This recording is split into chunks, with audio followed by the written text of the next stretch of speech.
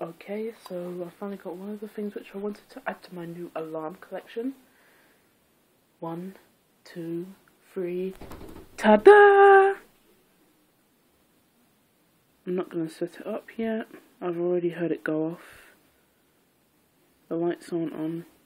As you can see, it's a PIR motion sensor, or PIR sensor simple, or just PIR.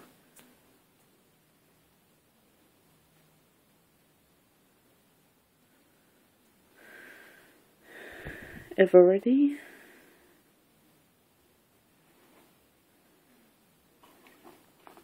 I just have this spare, so yeah.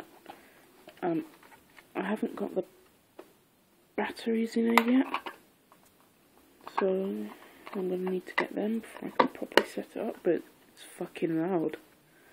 And then I've got the 2 key rings.